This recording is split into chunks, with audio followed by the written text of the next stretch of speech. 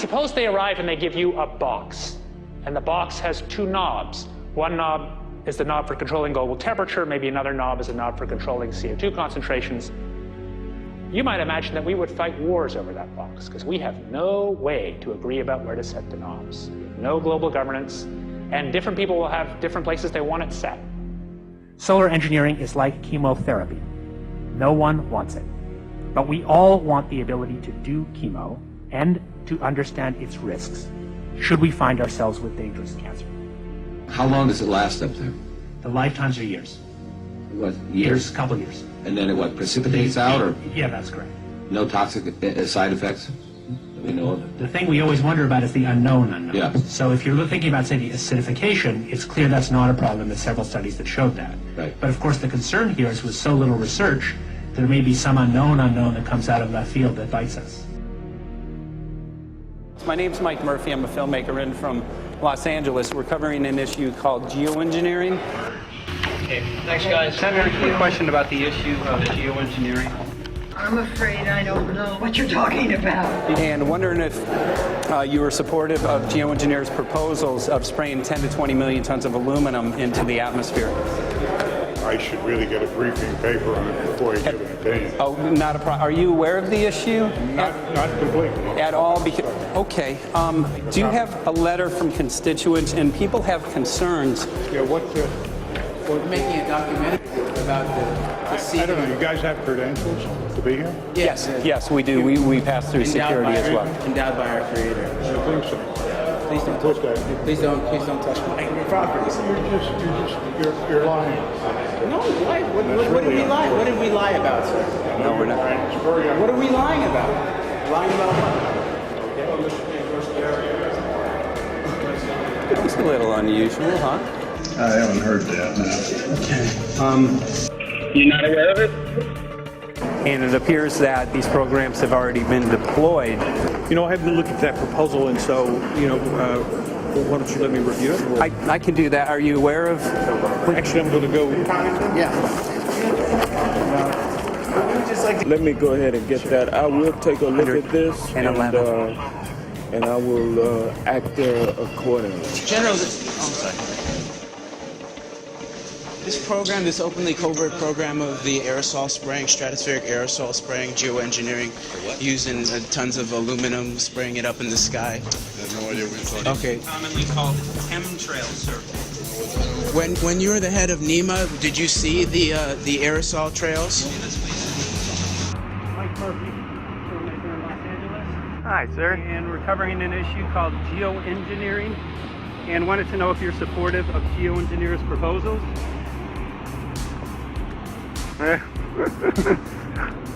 Congressman? Hey, Congressman. I'm wondering if you're supportive of geoengineers' proposals, which is dumping 10 to 20 million tons of aluminum into the atmosphere. Pardon? Okay. You make an appointment to my office. I'm not supportive. I haven't looked at it close, so I don't. Have you heard of the issue? Because it's becoming mainstream in public, and there are actually congressional committees which are being formed to talk about these programs. Mm-hmm. Yeah. Well, I think when we drop anything into the atmosphere, we should know prior to the effect of that, right? Yes. And if we don't have the knowledge as to what the effect will be, we shouldn't do it. I think there are 4 different options for thinking about deployment of geoengineering. The first one would be we just ban it. I would argue that one does not want to get too firm a restriction in place on small-scale studies early on because it'll tie the science hands. I think what the science community ought to be trying to do is say, you do small-scale stuff inside this space, and it's a scientific question what that space ought to be. There shouldn't be a lot of oversight and restriction. Congressman? Excuse me. Hi, I'm Mike Murphy from Los Angeles, covering an issue called geoengineering. These guys are running from the geoengineering issue. I wonder why. I'd have to talk to my staff. I don't know what your details on that are. Have anyone made you aware of the issue, or? Sir? Congressman, your committee talked about geoengineering last November. Are you in support of those proposals? I'd love to give you a paper. Geoengineering? You know nothing about the geoengineering issue? Never heard of it. They call it geoengineering, but Yeah, I never heard of it. It's nothing I've ever heard anything about. when we looked up in the air today outside DC, we saw this stuff going on. Quickly, have you heard of geoengineering? No. The proposals to shoot 10 million tons of metals into the air. This committee, Science and Technology, covered it for the first time. No. No, I've never heard of it. So we were very concerned. How you doing? I'm fine. How you doing? So what? We spoke with Congresswoman Watson's office, and her press secretary, Ms. White, was familiar with Representative Kucinich's Space Preservation Act, which mentioned chemtrails and the weaponization of the atmosphere in space, and then it was pressured to be taken off the bill. Did you see the aerosol spraying going on today over the Capitol? Congressman?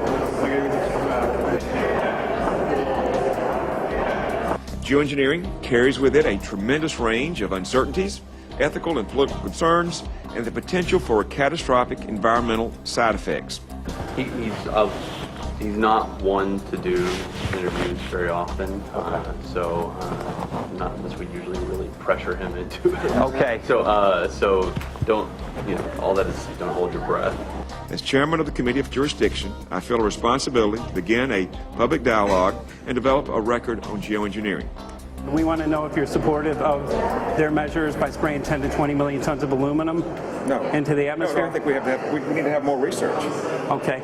And about the issue of current deployment, there's literally a mountain of evidence that many people believe proves the deployment of these programs. Any knowledge of that?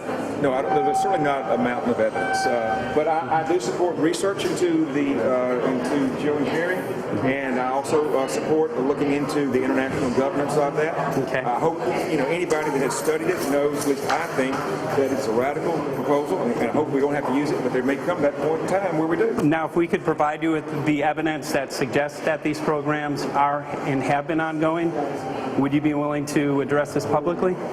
We've had about 3 or 4 hearings on it. We have addressed them publicly. Well, not about the proposals, but about the current deployment of these programs.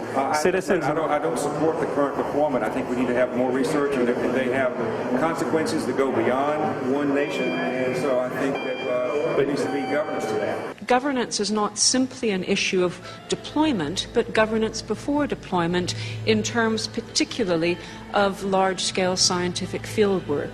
I concede that on this subject and in general, it's not popular to talk about global rules.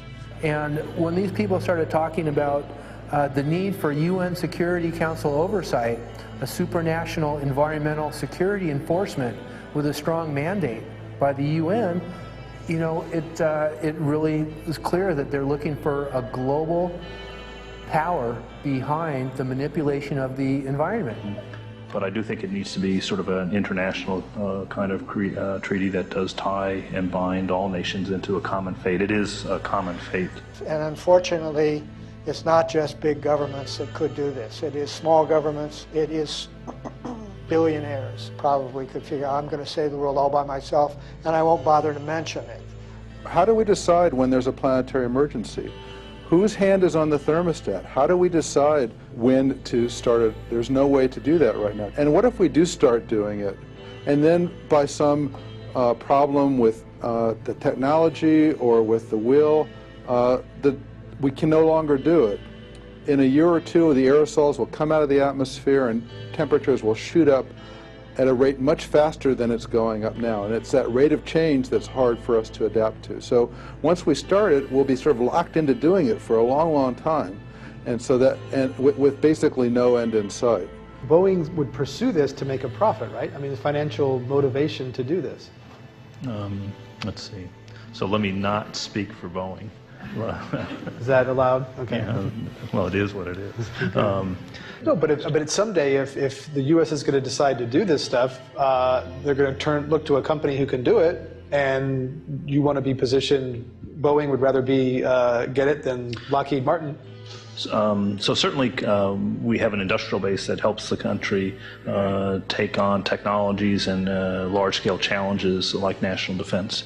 And we do that both for a profit motive as well as, I think, as a national service. So I think it would be truly disastrous if, we discovered a few years from now that there was a black program that some government had stood up to sort of learn on the quiet how to do this. It's pretty clear you can cool the planet, but you will not and cannot bring it back to exactly the same climate state you started with. So you may or may not, and I expect we'll have a lot of back and forth about how useful it is to ameliorate the risks of climate change. I think there's a good evidence it probably is useful, but we don't know. But it certainly can't get you back to exactly the climate you started with. I think everybody agrees with that. Do you think you'll see deployment in our lifetime? let me say I hope not. Al? I would agree. I hope not. I hope not. Okay. I see this as something like an evacuation plan. That you build big dikes. Maybe that's the emissions reduction to try to keep the flood from wiping you out. But that if that flood should come, that you'd like a plan for what to do in the event of that catastrophe. So I see these options more as a catastrophic response option and not as a way to reduce risk of everyday climate change. You would advocate mitigating consumption of beef as a means of accomplishing your objective? Yes. How would you suggest going about that? You can't. I mean, it's your job to decide what to tax and what not to tax. Obviously, if you wanted people to behave differently, you give them incentives and disincentives for behavior. But I'm sure that's the answer you wanted to hear, Mr. Smith. If only my time had not expired. Thank you, Mr. Chairman. Because there's literally aluminum and barium contamination found around the world, believed to be from these programs. Like, look, today over the Capitol, looks like they're deploying some type of aerosol. Did you see it? No, I didn't, but good to see you. In a James Bond scenario, some rogue rich guy puts some airplanes in the air and sees the clouds. What is to prevent that? Okay, are you aware of the issue? You do it through the... Are you in support of those proposals? What is your take? I don't know anything about it. You're not. I have to get more information. I've got a chair here. Okay, we'll give you a letter on that. Yeah, this is a letter from constituents. Okay, great. Excellent. And many people believe that these programs have already been deployed because mass contamination has been found. Geoengineering programs, stratospheric. Got it. Yeah. Spraying from airplanes. Okay. So what is happening, people from around the world are finding contamination. Let me take care of this and I'll talk to you when I come back. I'll be back. He's here. Thank you very much. We see that even though we might make the average temperature of the planet about right, the rainfall patterns change some from today. And some places become warmer and some places become cooler. So there are going to be winners and losers in this geoengineering activity if we were to do it. But nevertheless, as David has said, there are reasons why we might consider doing it. Many people are deeply concerned about it because of the toxicity of aluminum, and it has been addressed to Congress in various committees. Would you take a look at a letter from some of your constituents addressing the concerns? Excuse me if I go. Okay. Can I give you a letter from constituents?